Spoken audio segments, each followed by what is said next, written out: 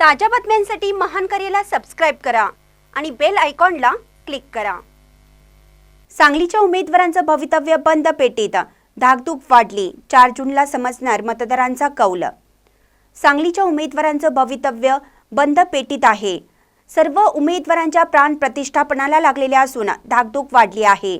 4 जूनला समजणार कोणाच्या नशिबात मतदारांचा कौल आहे। संपूर्ण महाराष्ट्राचे लक्ष लागून राहिलेल्या सांगली लोकसभा मतदारसंघात सर्व मतदारांनी मतदानाचा हक्क बजावला। मोठ्या चुरशीने सांगली लोकसभा मतदारसंघामध्ये मतदान पार पडले। तर 6 वाजेपर्यंत मतदानाची टक्केवारी ही 60% होती। तर 6 नंतर ही 120 मतदान केंद्रावर अजूनही मतदान सुरूच होते, असे जिल्हाधिकारी डॉक्टर राजा दयानिधी यांनी माहिती दिली होती। त्यामुळे टक्केवारीत वाढ होण्याची शक्यता निर्माण झाली होती।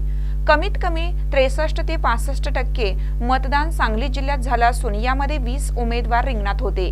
यामध्ये महाविकास आघाडीकडून डबल महाराष्ट्र केसरी चंद्रहार पाटील, महायुतीकडून संजय काका पाटील, तर काँग्रेसचे बंडखोर आणि अपक्ष उमेदवार म्हणून विशाल पाटील यांच्यामध्ये तिरंगी लढत होताना दिसून येत आहे।